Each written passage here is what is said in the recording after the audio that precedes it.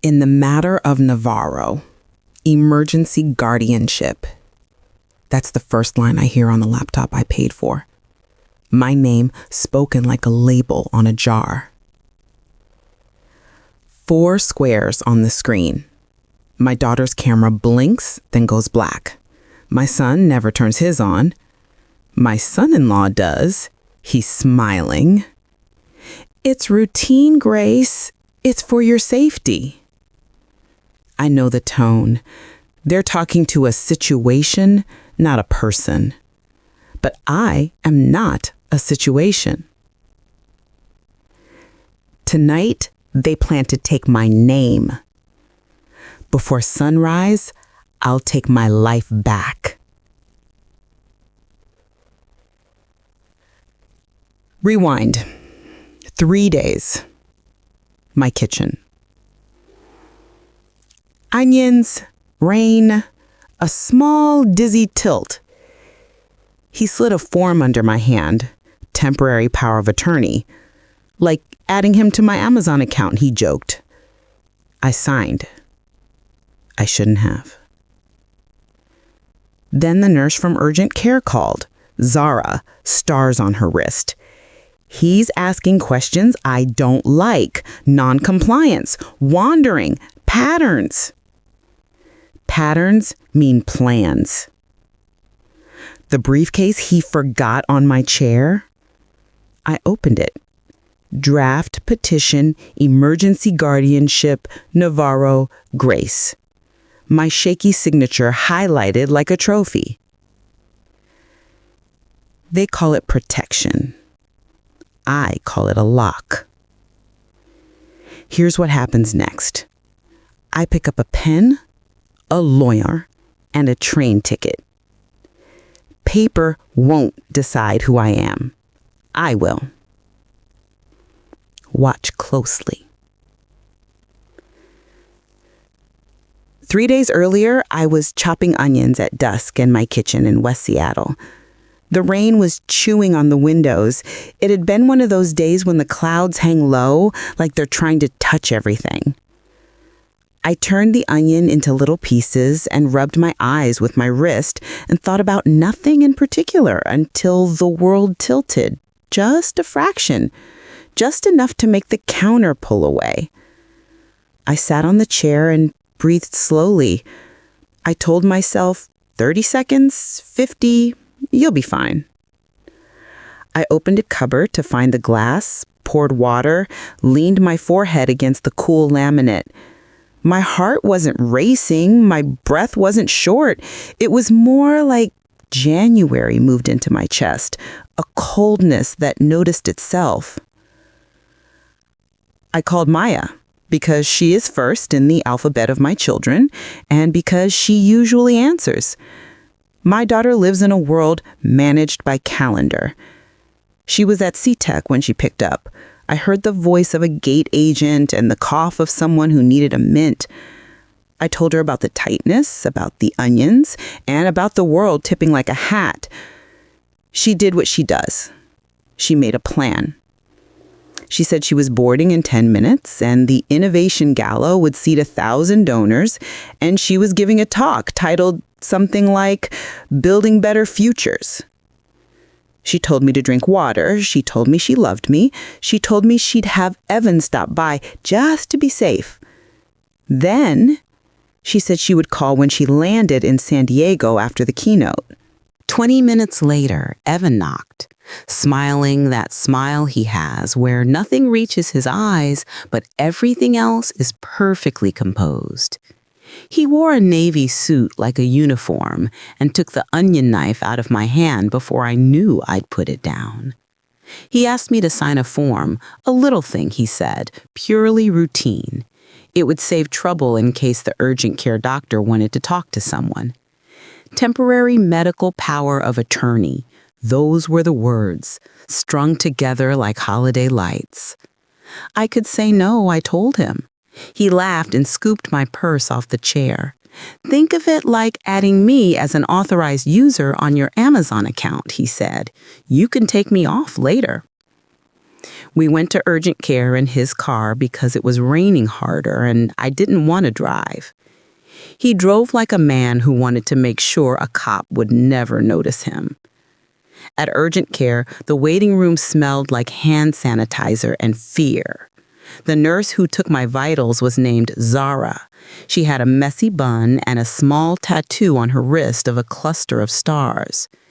She asked if I felt confused, if I had fallen, if I remembered my address. I told her I remember more than that. The doctor listened to my chest with a stethoscope and scrolled through numbers, and he said it might have been a vagal episode and that I should hydrate and rest and follow up with my primary. He told me to come back if the chest pain was more than a whisper. I promised to be honest next time. The thing about honesty is that it depends on everyone using the same scale. Back at home, the rain had softened. Evan asked if he could leave his briefcase at my place for a couple of hours while he grabbed something nearby. He set it on my dining chair, the one that has a small wobble I've been meaning to fix. He hugged me like he had seen it in a movie and told me he'd check in tomorrow and that I should text if I felt even a little strange. I stood in my kitchen and watched the steam from the kettle curl like ribbon. I didn't feel strange. I felt like someone had set a piece of paper on fire and blown it out, and the smoke of it had climbed inside me. That night, I lay in bed with the window cracked open and listened to the rain stop. There is a particular silence when a storm ends. It's like the city holding its breath to make sure it's real. I thought about the word temporary, how people use it as if it's always kind. Temporary jobs are rarely kind. Temporary measures tend to become permanent if they fit the hands of the people who took them. When I closed my eyes, I saw a form with my shaky signature at the bottom, and I wished I'd written my name like a woman who owns it. 2 nights later, I received a call from Zara. I could hear a radio playing softly in the background, the kind of music that sits in the corners of clinics when nobody wants to notice it. She said my labs looked fine, and I thanked her. Then her voice changed. She told me she had seen my son-in-law at the nurse's station, and that he had asked questions she didn't like. He asked if I ever wondered, if I seemed disoriented, if there had been any notes in the chart about non-compliance. She used that last word carefully, like it might be contagious. She said she probably shouldn't be telling me this. I told her she had a good heart, and she said it wasn't about hearts, it was about patterns. When I hung up, I looked at the briefcase Evan had left behind. He had picked it up yesterday. This was a new one, a twin of the old, black instead of brown, equally expensive, equally smug. He'd stopped by briefly that afternoon in a hurry, said he'd be back to pick it up later, and then texted to say he'd been called to a client meeting and could he just leave it for the night. I stared at the brass clasps for a long time. I have not been a snooping woman. I have gone my whole life trying not to take what is not offered, but I could feel the shape of a trap. I lifted the flap. If you've ever picked up a stack of papers that were never meant for your hands, you know the particular cold that moves through your fingers. The top page was a draft titled Petition for Emergency Guardianship. Navarro, Grace. Below, paragraphs written about me in someone else's mouth. She lives alone and has exhibited intermittent confusion. She has made unsafe choices. She is at risk. She will benefit from residential care. Attached was a photocopy of my signature on the temporary power of attorney, highlighted in yellow like a trophy. The pages were thick where the toner had layered itself, a ridge I could feel under my skin. I set the papers down and walked to the sink and let the tap run cold and then warmer. I washed my hands and dried them on the towel that has tomatoes embroidered along the edge. My mother embroidered that towel.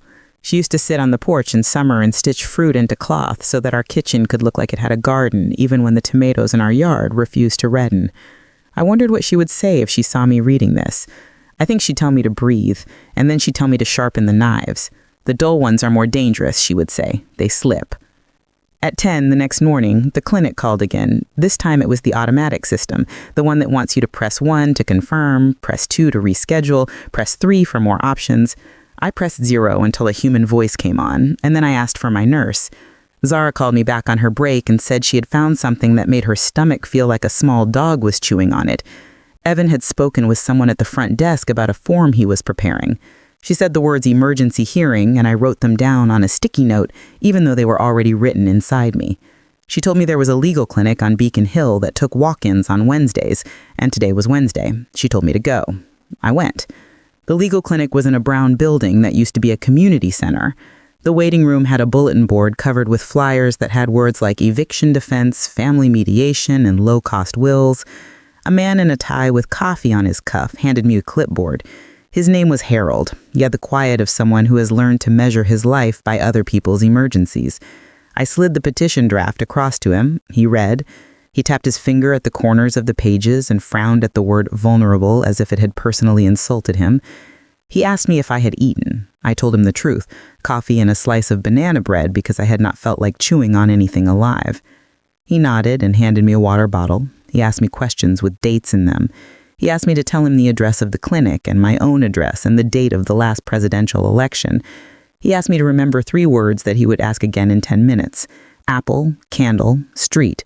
He asked me to count backwards by 7s from 100, and I did until the numbers felt like stairs and my legs were strong enough to climb them. He asked about my fall risk. I told him I carry my groceries 2 blocks when I forget to move the car, so if I'm falling with produce. He told me we had work to do. He said we'd file a revocation of any prior power of attorney that had been signed under pressure or misconception. He said we would notify the court that I had legal counsel. He said he would arrange for a capacity letter from a doctor who was not married to my daughter, and that we would get affidavits from people who actually see me live my life. He said capacity isn't a feeling, it's a record.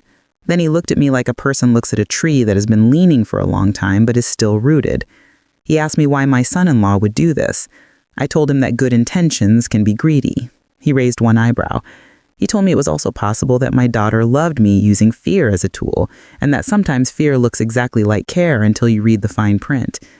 I left the clinic with a folder full of paper that made a thin, satisfying slap against my hip when I walked. I stopped at the co-op on the way home and bought oranges because my mother always bought citrus when she needed her faith in the world to feel juicy again. I saw Mr. Patel at the corner. He was pulling his garbage cans back behind the apartment building, his thin hands steady on the plastic rims. He asked about my daughter because he's seen her walk quickly up my steps with a serious face and heels like weapons. I told him we were going to be fine. He told me if anyone needed a letter that said I walk every morning and chat about the weather and help him sort the junk mail, he'd write it in his neat slanted hand. He is 90 and writes like a school teacher. It makes my heart ache with something like pride when he writes my name. There is a difference between planning to run away and planning to walk toward your life. The first uses fear as its engine. The second uses clarity. I stood at my kitchen counter that night and made a plan with clarity. I would open a new account at a credit union that wasn't on my family's radar and put enough in it to move without the awkwardness of asking permission from my own money. I would go to the small branch on a street that didn't have any other businesses my family uses. I would get a safe deposit box because documents left in drawers become invitations. I would pack a suitcase that didn't groan. I would write a letter that wasn't dramatic but was final. I would choose a route out of the city that was clean and honest, not a bus in the dark like some kind of crime. A train. Trains don't sneak. They announce. I bought an Amtrak ticket online, Seattle to Portland to Sacramento, and then a low-cost flight to Albuquerque. My cousin Alma lives in Santa Fe. We talk on holidays and sometimes when a recipe goes wrong and I need to hear a kind voice. She has a yellow door you could see from the street, a small backyard with a lemon tree that acts like it lives in California anyway, and a way of standing with her hand on her hip that tells the world she will not be moved unless she moves herself. I texted her, thinking of visiting if you have a couch. She called immediately. I told her I was considering a small reset. She said she had a guest room with clean sheets and a closet that doesn't judge. She said to come and bring any recipes I want to cook in a kitchen that has good light in the morning. She didn't ask for explanations. She asked what day I wanted huevos rancheros for breakfast. Before I shut the computer, I opened a new document and titled it Letter. Maya, Lucas, my loves, if love means control to you, then love is not what I raised you on.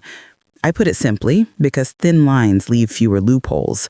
I told them I was leaving to stay whole, that I was safe, that they did not need to worry about me because worry had never been the thing that kept any of us alive. I told them that if they wanted to apologize for filing things in my name, they should apologize to themselves for forgetting who taught them to be brave. I signed my name as if I was writing it at the bottom of a quilt. In the morning, I went to the credit union in Burien and spoke to a young woman with a nose ring and kindness that filled the room like warm bread. I told her I needed to open an account for a fresh chapter. She told me to write the word savings like I meant it. I moved enough to have options. I rented a safe deposit box and slid in my passport and the deed copy and the St. Jude medal that belonged to my mother. The saint watches over lost causes and those who need impossible things. I have always loved that he looks more like a man who would fix your sink than a church painting. I drove to the assisted living facility where I used to work nights. I had not planned to, but the car turned. I walked in and the girl at the desk smiled because I still know people who have been in the same place long enough for faces to stay familiar. I asked for the manager, and he came out, surprised, wearing a sweater I would have told him to wash on delicate. I asked if I could get a quick letter on letterhead that I used to work the night shift for 4 years, that the residents liked me, that I am sane enough to listen when someone tells me they are scared, that I am sturdy. He asked if I was in trouble. I told him no, not in any way that lasts. He wrote the letter and handed it to me, and I hugged him because there are people you treat like family, even after you leave. I called Harold from the parking lot. He said the notice of revocation was filed and that we had a doctor appointment at 4 with a clinic he trusts. He said he would meet me there with a notary. He likes paper that talks to other paper. I went. The doctor asked me to draw a clock and set it to 10 past 11. I drew it, and my hands were steady.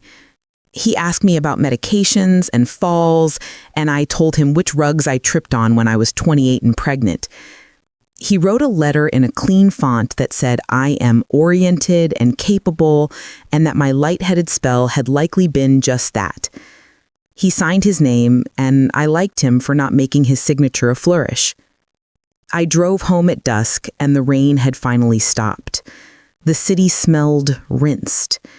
I pushed the envelope with my letter under the blue ceramic bowl on the dining table, the one Maya made in 6th grade when she still believed clay should lean and that my voice could quiet every fear.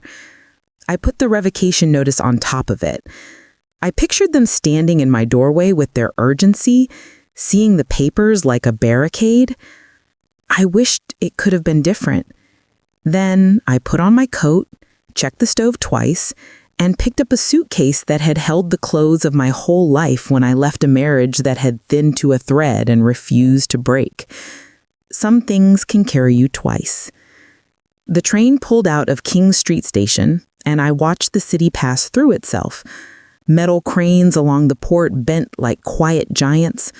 A boy on a skateboard chased his own shadow. A woman stuck her hand out a window to feel the weather.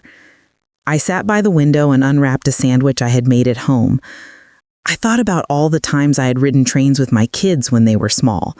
The way Maya had pressed her face to the glass like a detective, and Lucas had wanted to count every red car that went by. I remember kisses that were sticky with jelly and the way they always promised to nap and then didn't. I remember thinking I would be this tired forever, and then waking up one day to a quiet house that felt like a church. The train is the best way to cross a country. It gives you time to bring your heart along. A college student sat across the aisle with a backpack that made her look like a turtle.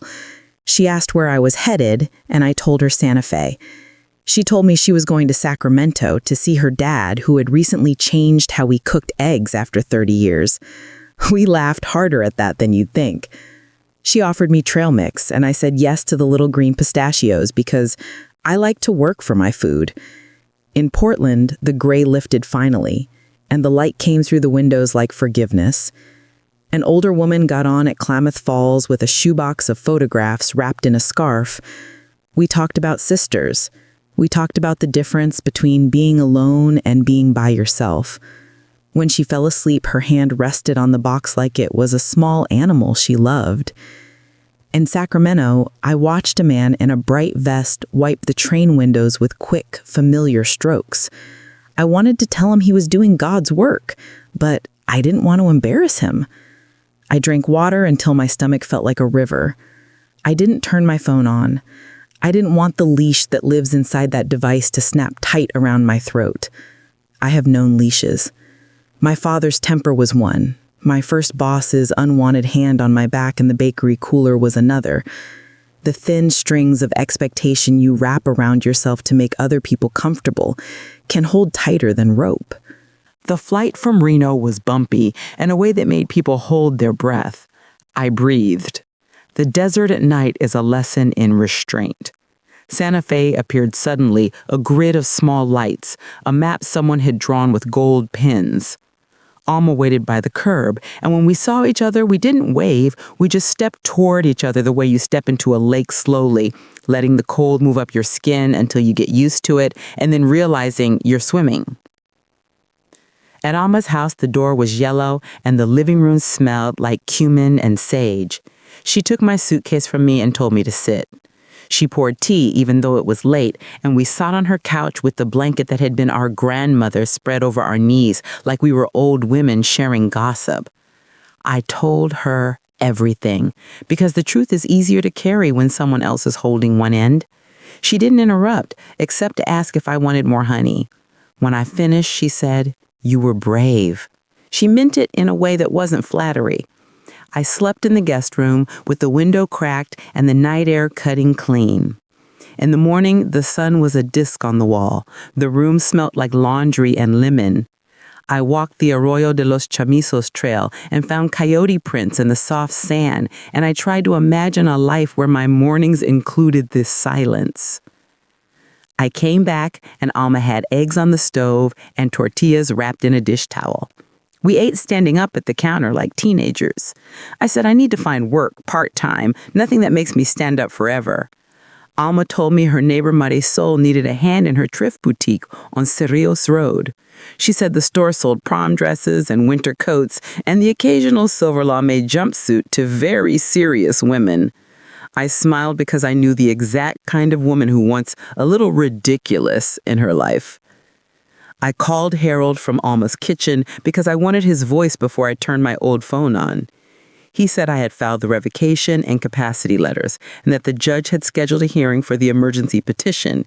He told me I could attend remotely if I chose and that there was nothing compelling me to turn up like a defendant who had slipped her ankle monitor.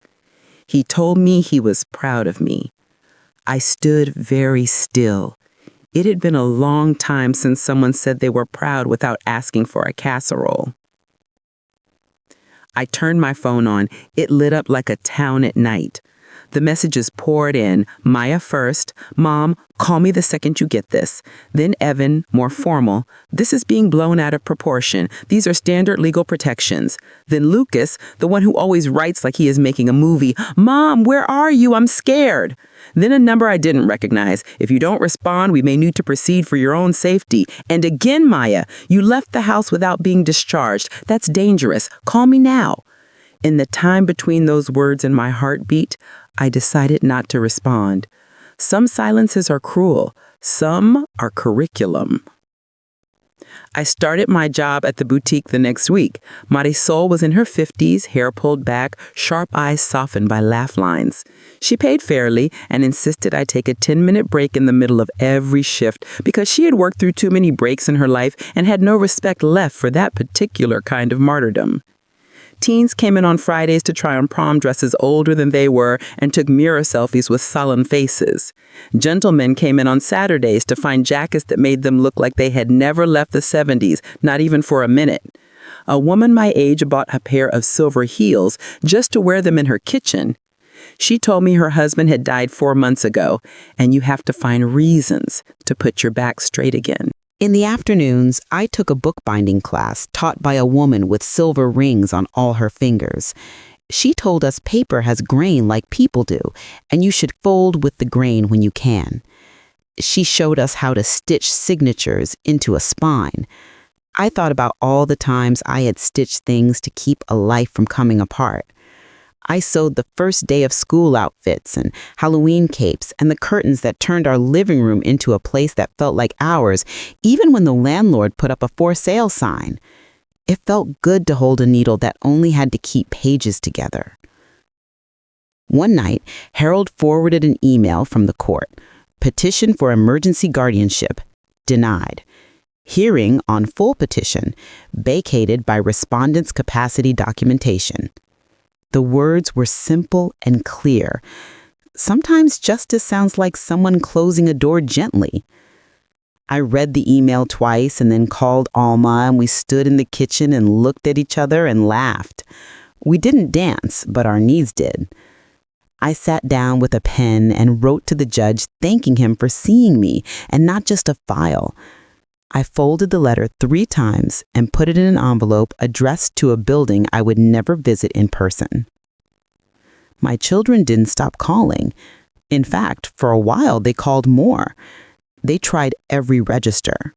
Pleading, angry, polite, professional. Lucas sent a selfie with a tired face and wrote, "Mom, I know we messed up. Please tell me where you are so I can apologize looking at you." Maya sent, "This escalation is ridiculous. Come home. If you had said you wanted to change the POA, we could have arranged it. It was always temporary." I didn't respond. The next day, "Mom, we cannot just let you disappear."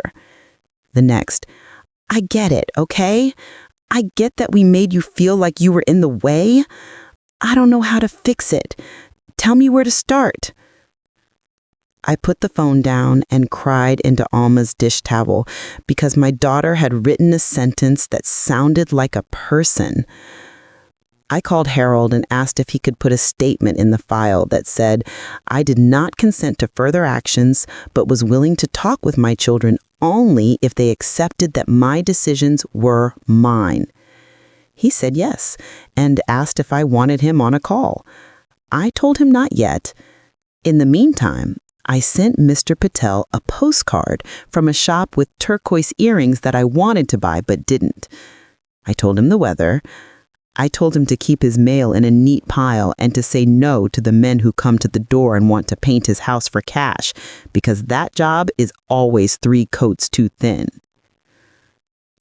I started running into a man named Henry at the plaza on Saturday evenings. He was a widower with hands that knew how to hold a steering wheel without gripping it to death. He went to the dances and stood off to the side until someone smiled at him, and then he'd smile back like he had a secret. He asked me to dance one night, and I said yes, the way you say yes to something you don't expect to buy. He turned out to be a man who listened with his whole head. He didn't try to fix anything. He nodded and looked at me and said things like, "I believe you." And that's enough to make anyone feel like she might try the next thing. He never asked what the next thing was. He just walked me to Alma's yellow door and said, "Good night." 6 weeks after I arrived, I woke up with a lightness I had not felt since I was 30. Alma said my face looked different, like someone had clicked a switch in my sleep. We made pancakes and burnt the first one, because that is what pancakes do, and then we made a stack as tall as a good day. I sent a message to Maya and Lucas that said only this: "I am safe. I will talk when you are ready to listen without planning." Maya responded within seconds, "I'm ready." Lucas sent a heart and then a second one, as if the first needed a friend. We arranged a video call for a Sunday afternoon when Alma could sit at the table with me and keep her hand on my arm if I lifted my voice. The screen split into squares, like we were all living in small rooms. Maya wore her sweater, that means she wants to be taken seriously. Lucas wore a t-shirt with a band, I don't know. They started at the same time and then stopped at the same time. And then Lucas said, "You first." And I said, "No, your sister first," because I was done going in the same order as always. Maya took a breath. She said, "I thought I was helping you and protecting you. I thought I was being a good daughter." She said, "I didn't like watching you live alone, not eating enough, driving to Costco on a Saturday like a soldier going over the top." She said, "I've been terrified of losing you since Dad left." She said, "I didn't tell Evan to file that petition without asking you, but I didn't stop him, and that is the same as telling him to go ahead." I told her I had been terrified of losing myself for years. I told her mothers don't need guardians, they need witnesses. I told her I was not a vase she had to keep from tipping over. I told her I would decide where I lived and who I gave my keys to. Lucas said, "I thought we were saving you from something." I said, "You can't save me from the part where I die someday, and that is not the assignment anyway." He nodded and put his hands over his face. He is a man who cries the same way he laughs, with his whole body. We talked for an hour. I kept my voice even when I wanted to shout, and I told them I had made my revocations and filed my letters and that a judge had vacated the hearing. Maya said, "I read the order and I wanted to rip up my laptop." I told her to rip it up, but not to throw it at anyone. We agreed on 2 rules for the next year. 1, no filing papers with my name on them unless I ask. 2, no decisions in my name without hearing my voice. They asked where I was. I told them I wasn't ready to tell them yet, that I wanted to continue building something where I was that didn't have to meet someone else's calendar. I told them when I was ready to have them visit, they would get an invite with a specific date and a list of grocery items to pick up on the way from the airport. After we hung up, Alma and I sat quietly. It wasn't a triumphant quiet. It was a quiet like when a storm has passed and you can see the road again, but there are still branches everywhere. We cleaned the kitchen. We walked the arroyo. I told her how grateful I was that she had picked up when I called. She told me that she would always pick up for me. That night, I slept without dreams. 3 months later, I took a job at the community college library shelving returns for 4 hours a day. I love the weight of books. The new biology texts smell like future. The old paperbacks smell like basements. Students asked me where things were, and I told them how to find the call numbers, and sometimes I told them how to find clean socks. A lot of people never learned how to fold a fitted sheet, and a lot of people never learned how to ask for help without apologizing first. I became good at pointing with my whole hand. I became good at telling people their questions were not an inconvenience. I made friends with 2 women my age who walked the plaza every Tuesday while eating paletas and talking about their knees. We all have knees that tell the truth. We traded recipes and stories about daughters who worry like they are paid to and sons who forget to pay their internet bill but remember birthdays. We didn't fix each other. We stood in a circle and let each other stand. One morning, I received a letter addressed to me at Alma's house from the court. It was a courtesy copy, the kind they send when a case is closed. I held the envelope for a long time because paper had started this and paper was finishing it. I opened it and there it was, plain and legal. Dismissed. No further action. I folded it back up and put it in the drawer with the lemon zester and the rechargeable batteries that are always undercharged. Then I took it out again and taped it to the inside of the cabinet door. I wanted to see it every time I reached for a glass. Maya came to visit in the fall. I invited her after we had spoken every Sunday for 2 months without anyone trying to make anyone else admit they were wrong. I sent her a list: lemons, coffee, a small jar of capers, and the kind of baguette you know how to choose because of the sound its crust makes when you tap it. I picked her up at the airport. She had a suitcase with wheels that sounded rich. She looked smaller. Children are never smaller until you see them remembering who they were when they trusted you to catch them off the monkey bars. In the car, she took my hand and held it like it was fragile. I pulled my hand away and held hers back like it was strong. We talked about weather the way people do when they aren't ready to talk about anything else. We talked about how many puffy coats people wear in October when they are visiting from Phoenix. We didn't talk about papers. We would. At Alma's house, Maya stopped at the yellow door like it was a storybook. She hugged Alma and sniffed the air and said, "You always make your house smell like food on purpose." We made dinner. We ate and then cleared the plates slowly, like we were hoping the dishes would tell us what to say next. Finally, Maya said, "I was so scared of losing you that I forgot there is more than one kind of loss." I said, "I know." She said, "I still think about you at night after too much coffee, and I wonder if you fell in your kitchen." I said, "I did once when you were 12, and you helped me up and then brought me a glass of water and a Band-Aid with dinosaurs on it." We laughed at that, and something inside me unhooked. We went to the plaza the next day and bought chile ristras and a pair of earrings that I would have considered too much at any other time in my life. We saw Henry. He raised his hat. Maya looked at me and smiled in a way that didn't demand an explanation.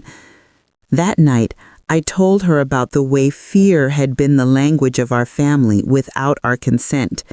I told her the ways I had worked nights and swallowed panic so she could hand her homework in on time.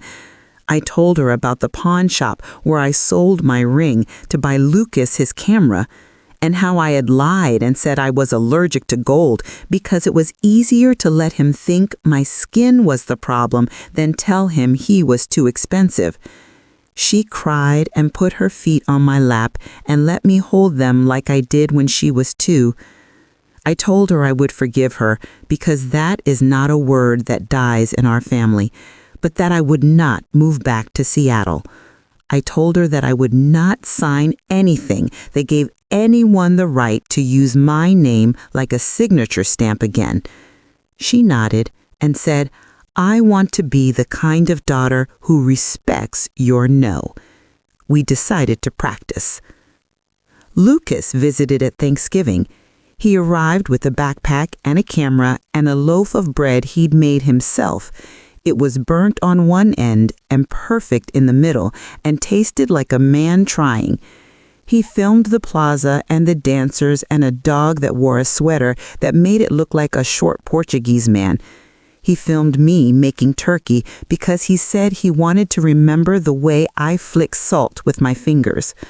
He told me that for a while he had been angrier at his sister than at himself because she is always the decider. Then he realized that being the decider isn't a crime. He said he was done blaming people for being good at what they were trained to do. He said he wanted to be good at remembering that I am not a problem he needs to solve. We ate pie and the crust flaked exactly right. I slept without waking in the night to listen to my heart. Sometime in January, I went to the college bookstore to buy a new notebook and a pack of pens that wrote the way I wanted to talk. As I walked back to my car, I saw a woman struggling to carry a box across the parking lot. I took one side. We lifted. She told me the box held a printer, heavy with ink. I told her paper had saved my life this year, and the least I could do was help someone else have more of it. We set the printer on the back seat of our car, and she hugged me the way polite strangers hug, with the hips out. She asked my name. I told her. She said, "I've heard your story. Harold told me, the lawyer, because he likes to share good endings." She said, "I'm glad you stayed." I drove home with my heart a little thinner and a lot warmer. In late spring, I enrolled in a literature class for older adults. The first book we read was about a woman who ran away from home to find the part of herself she had left under a tree years ago. I read it slowly, pen in hand, writing in the margins like I was annotating an old friend. The instructor asked us what we sacrificed and what we had taken back. I wrote a list that started with time and ended with time. When I read it out loud, my voice didn't shake. After class, a woman came up to me and said her daughter had filed paperwork on her too, using the words like safety and only until. She said she had not fought. She said she had stayed. She said she had lost herself a little every day. She said she was happy for me. And I believed her. Happiness for other people is a skill that takes practice. I held her hand. It wasn't a solution, but it was a start. On the anniversary of the hearing that never happened, I opened my laptop and clicked join. The judge was the same, or a brother. The clerk said my case name and then said closed. I asked to speak. The judge smiled and said briefly. I told him thank you for letting a woman keep her own pen. He looked down at something on his desk. When he looked back, he said, "You're welcome," like he meant it. I closed the laptop and sat very quiet for a moment. Alma came in with a plate of sliced apples and a small dish of salt, because that is how our grandmother ate apples. The plate was blue. The salt looked like snow. I dipped and ate and thought about how sometimes you can taste your whole life on your tongue. This is not a story that ends in thunder. It ends in small daily weather. I wake up and make coffee and walk the arroyo and say good morning to a coyote in my head. I stack books and fold paper and tie thread into knots that hold. I call my children and sometimes they answer and sometimes they send me a picture of something they baked just to prove they fed themselves.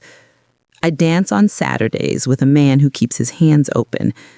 I sit on Alma's couch with a blanket over my knees and watch the light move across the room and think about the shape of the day. If love comes to my door, it will knock with empty hands. It will not bring forms to sign. It will ask for nothing but the chance to sit and share the heat from the mug. If fear comes, I will let it in for a moment to remind me I am made of breath. Then I will show it the way out.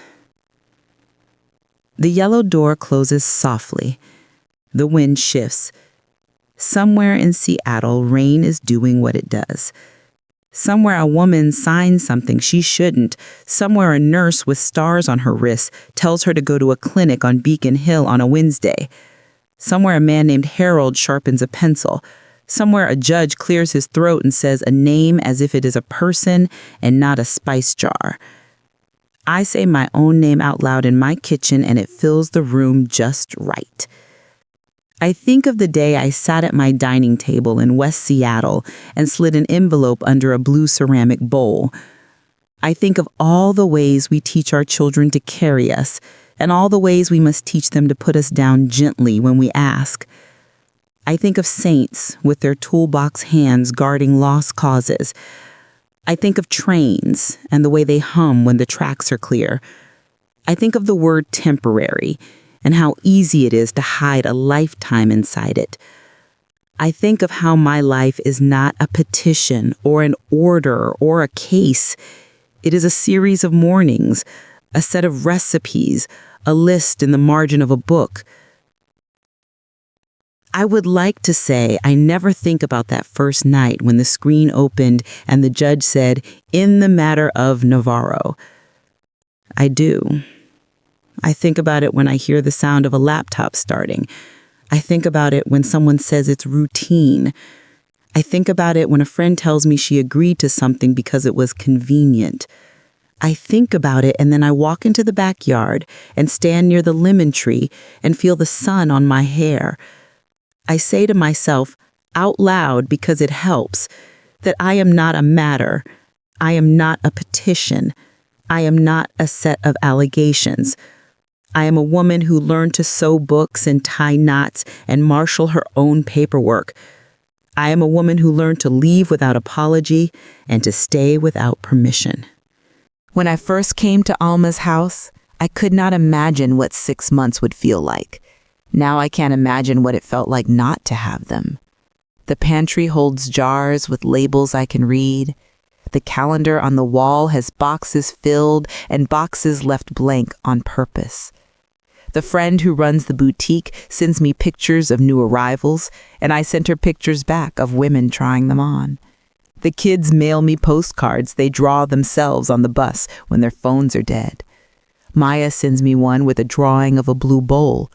Lucas sends one with a train and a tiny person in a window waving. Sometimes at night, I lie awake and listen to the far-off sound of cars on the highway like the ocean. I think about the things I have chosen and the things that were chosen for me.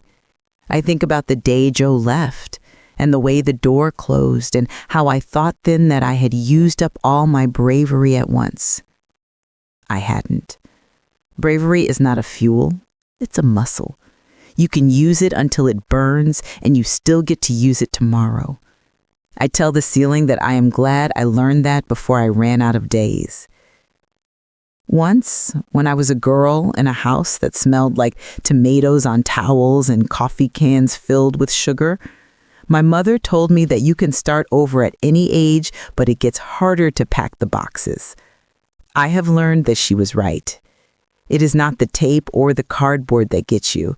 It is the pictures you find at the back of drawers where nobody has looked in a decade. The ones that show you with a haircut you thought you carried well and a smile you forgot belonged to you. It is the time it takes to wrap a bowl made by a child who is now an adult and decide whether to bring it with you or leave it under a note. It is the part where you stand in a doorway and say goodbye to a version of yourself that did good work and deserves a rest. I don't know where I will be when I am 80. I hope I am near a kitchen where someone is peeling oranges. I hope I am near a window where I can watch rain if I want to and sun if I don't. I hope my children are near enough to call but far enough to let me nap. I hope that if anyone suggests signing something for my own good, I will find a pen and write this sentence instead. I am my own good. And if someone reminds me that I fought this fight once before, I will say yes again as many times as I need to, because there are things worth repeating. I love you. No. Yes. Come in. Go. I'm here. I'm leaving. I'm home. On the day I take down the court letter from the cabinet and put in a folder labeled keep, I also take down a recipe from the fridge. It's the one Alma wrote for me the first week, a list of ingredients and then 3 words where the method should go. Stir until ready. I have never followed a better recipe. I will keep it forever. I will pass it down to my children if they want it. If they ask me how you know when ready is, I will tell them you listen for the sound the spoon makes against the bowl. It is a sound you learn by making it. There is a woman I see at the park most mornings. She walks a small dog with too much hair. We wave. One day she stops and says, "You're the one who writes at the library sometimes." I say, "Yes." She says, "I like the way you sit. It looks like you are really there." I tell her that is new. She tells me she is practicing too.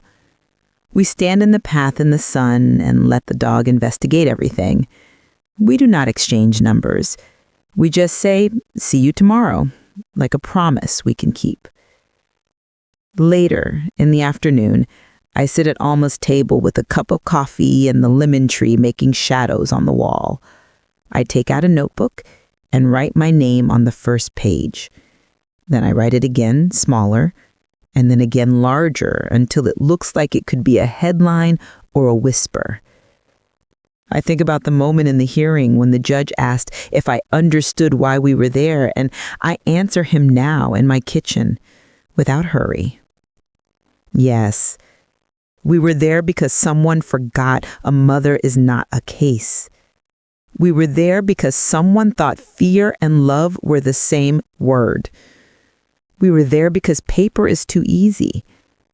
We were there because I wanted to say no out loud. We were there because I am alive. When the kettle sings, I get up and pour water over a tea bag that tastes like mint and thyme. And I look out the window at the small piece of sky I can see and say thank you to no one in particular. I think of trains and saints and nurses with star tattoos and attorneys with coffee on their cuffs and neighbors with neat handwriting and judges who remember to look at faces. I think of daughters who learn to make room and sons who learn to stop dialing and wait. I think of yellow doors and blue bowls and the day I did not faint. I think of how the word routine can be a knife and also a quilt. I choose the quilt. I tuck the edges around my shoulders. I sit. I breathe. I do not ask permission. I am here.